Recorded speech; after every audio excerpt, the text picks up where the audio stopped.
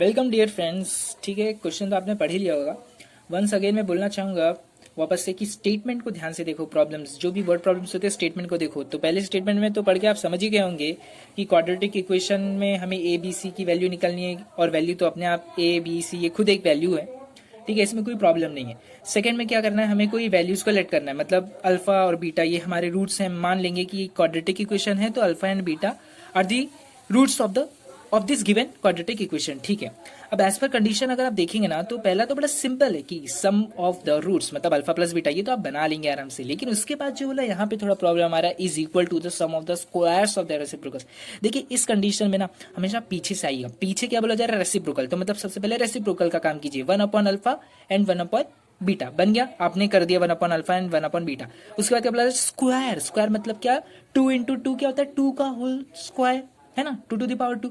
तो in the same में यहाँ पे भी क्या हो जाएगा, 1/अल्फा स्क्वायर प्लस 1/बीटा स्क्वायर। प्लस क्यों, क्योंकि क्वेश्चन के अकॉर्डिंग जो भी है मैंने वही लिखा है यहाँ पे, तो प्लस यहाँ पे साइन लगाना जरूरी है। ठीक है, आप देख सकते हैं मैंने यहाँ पे भी प्लस लगाया, और जो भी है सिंपल, बस हमें स्टेटमेंट के अकॉर्डिंग जाना है। अब देखिए जब आपने इस स्टेटमेंट को पढ़ लिया ना, उसके बाद क्या बोला जा रहा है, देन प्रूव दैट। देखिए प्रूविंग में ना अगर आपने स्टेटमेंट को ध्यान से समझ लिया ना तो आप आराम से सॉल्व करते हुए चले जाएंगे। बस फिर थोड़ा ऑब्जर्वेशन करना है, वहाँ पे हम स्टेप बाय स्टेप चलेंगे।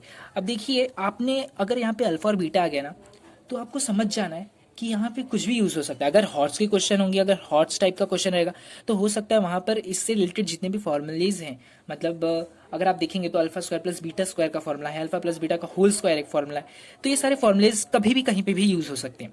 तो बस आप देख लीजिए अल्फा प्लस बीटा अगर आपको समझ में नहीं आता, मैंने आपको पहले भी वीडियो में बताया था जब मैं क्वाड्रेटिक इक्वेशन के सीरीज में आपको बता रहा था कि क्या होता है अल्फा प्लस बीटा, एक्चुअली क्या है। तो अगर आप अल्फा प्लस बीटा देखें तो उसकी वैल्यू होती है -b/a।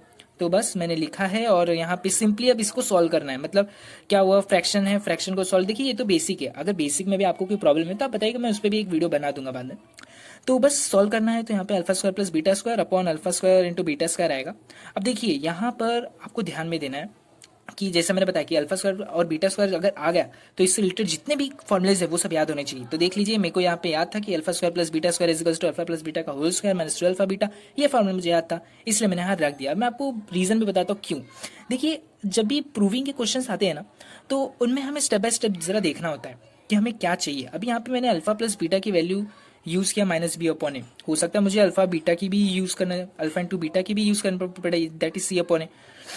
और हाँ करना भी पड़ेगा क्योंकि यहाँ पे alpha square into beta square आ गया, इसका मतलब क्या हुआ, अल्फा बीटा का होल स्क्वायर ही हुआ। तो इसीलिए इस कंडीशन में हमें इसे ब्रेक डाउन करने की जरूरत पड़ती है, क्योंकि मुझे केवल अल्फा प्लस बीटा और अल्फा बीटा की वैल्यू पता है, तो इसलिए हमें इसे ब्रेक डाउन करना जरूरी है। तो यहाँ पे मैंने इस फॉर्मूले का यूज किया और बस ब्रेक डाउन करके आगे बढ़ने की कोशिश की। अब आगे बढ़ने के बाद मैंने देखा कि अल्फा प्लस बीटा आ गया, अरे वाह मुझे तो इसी वैल्यू पता है, क्या है, -b/a। बस -b/a का होल स्क्वायर माइनस फिर एज पर जो भी है बस वैल्यूज पुट कीजिए, अल्फा बीटा की वैल्यू रख दीजिए, c/a आ गया और यहाँ पे भी c/a का होल स्क्वायर। बस फिर उसके बाद सॉल्व कीजिए, यहाँ पे आपका b² आ जाएगा माइनस 2c/a आएगा। अब देखिए जरा ध्यान से, आप देख सकते हैं यहाँ पे 2c/a तो हमारा आ गया। अब एक्चुअली में करना क्या है पता है, देखिए जब भी आप देखें कि अगर कहीं पे भी आपको जैसे देख लीजिए अगर ये एक अल्टीमेटली पूरा ये एक फ्रैक्शन है, क्यों, क्योंकि ये एक न्यूमरेटर है और डिनोमिनेटर है, तो ये एक फ्रैक्शन हमारा बन ही गया है अल्टीमेटली। ठीक है, अब यहाँ पे जो फ्रैक्शन है न्यूमरेटर अल्टीमेटली, अभी आप देखो ये न्यूमरेटर और डिनोमिनेटर, तो न्यूमरेटर में भी मतलब फ्रैक्शन बन गया और डिनोमिनेटर में भी फ्रैक्शन बन गया है, देख सकते हैं ना आप।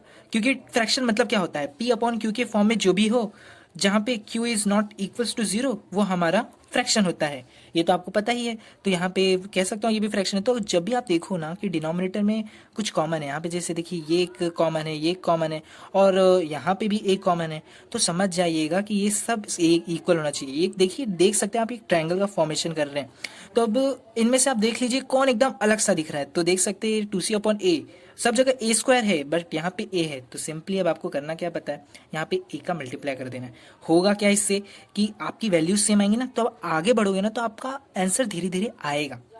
जब प्रूफिंग की बात की जाए ना तो हमें कुछ भी करना पड़ता है, तो बस इसी तरह से आप करते जाइए, आपका आंसर आ जाएगा। प्रूफिंग से भी डरना नहीं है, बड़ा आसान होता है। -b/a is equals to b² minus, देख लीजिए मैंने सबको इक्वल कर दिया, बड़ा ही आसान हो जाएगा।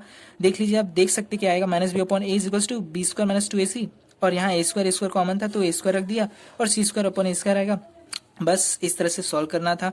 अब आप जरा देखिए इसके आगे जो सॉल्यूशन मैंने दो तरीके से किया। अभी जैसे आपको भी पता ही होगा कि ए स्क्वायर ऊपर जाएगा, यहाँ पे बी स्क्वायर माइनस टू ए सी से मल्टीप्लाई होगा, और ये सी स्क्वायर ए स्क्वायर से मल्टीप्लाई होगा। तो बस मैंने वही यहाँ पे लिखा है, ये ए स्क्वायर जब इससे मल्टीप्लाई होगा ये बी स्क्वायर माइनस टू ए सी से, तो ए स्क्वायर इसके यहाँ कट जाएगा। फिर अल्टीमेटली मेरा यहाँ पे सी स्क्वायर बचेगा, बस फिर क्रॉस मल्टीप्लाई करूंगा तो मेरा minus B C square is equals to A B square minus two A square C. बस हमें जो चाहिए था अब हम एकदम पास में आ गए। अब क्वेश्चन में जो दिया है ना, देखिए यहाँ तक आ गए ना, तो बस आप क्वेश्चन के अकॉर्डिंग आपको वैल्यूज को, मतलब वैल्यूज तो नहीं कहूंगा मैं, लेकिन जो भी प्लेसेस हैं वो अब आपको चेंज करना है। जैसे यहाँ पे टू ए स्क्वायर सी है, तो आप देखेंगे तो जो हमें प्रूफ करना है टू ए स्क्वायर सी पॉजिटिव है, तो इसका मतलब आप इसका साइड चेंज कर दीजिए। ये जो हमारा RHS में इसको LHS में ले जाइए, तो LHS में करेंगे तो पॉजिटिव हो जाएगा।